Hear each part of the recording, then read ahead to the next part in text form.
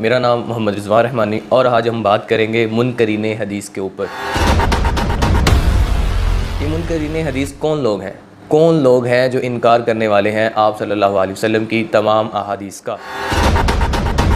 कौन वो ऐसे लोग हैं जो कहने वाले हैं कि हमारे लिए बुखारी मुस्लिम हुज्जत नहीं है? वीडियो के अंदर कि क्या दलाइल पेश किए उन्होंने अपने अहादीस से अलग होने के लिए। इस चीज़ पे भी एतराज़ किया जाता है कि आप सल्लल्लाहु अलैहि वसल्लम के दौर में ये हदीसें क्यों ना लिखी गई।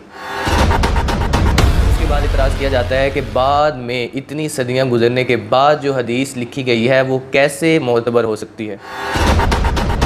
के बारे में उन्होंने आगाही दी आकर कि ये हदीसें सही हैं और ये गलत है। तो इसकी कश्मकश के अंदर कुछ लोग ऐसे थे जिन्होंने कहा कि इतनी ज़्यादा हदीस ज़ईफ़ है, उनके बारे में कोई पता नहीं कि वो अल्लाह के नबी ने वो हदीसें बताई हैं, अल्लाह के नबी ने वो बातें बताई हैं कि नहीं बताई। लिहाजा जो अहादीस हैं उनका उन्होंने इनकार किया और उसके साथ सही हदीस का भी इनकार कर दिया।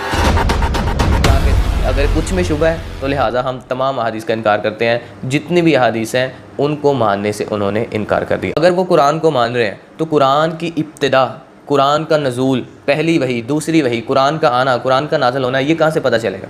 ये कहाँ से पता चलेगा अगर आप अहादीस का इनकार कर रहे हैं? ऐसी हुई ये हदीस बता रही है। पहली वही कैसी आई, कब आई, अल्लाह के नबी गारे जो जिस गार में थे अल्लाह के नबी, फिर हज़रत खदीजा के पास है, ये सारी तफसील जो है वो हदीस से पता चलेगी। हदीस का आप इनकार कर दें तो कुरान का तो खुद ब खुद इनकार हो जाए।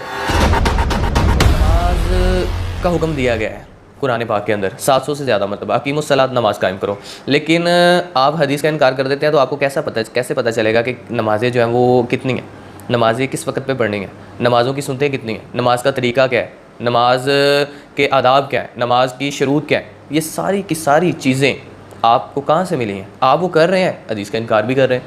हदीस के इनकार के साथ आप वो अमल भी किए जा रहे हैं और हदीस का इनकार भी किए जा रही है। सारी चीज़ें कुरान में नहीं हैं। कुरान में फ़कत अल्लाह ने इतना बता दिया, अकीमुस्सलात, नमाज कायम करो, लेकिन वो सारी की सारी चीज़ें आपको कहाँ से मिलेंगी? वो हदीस से मिलेंगी।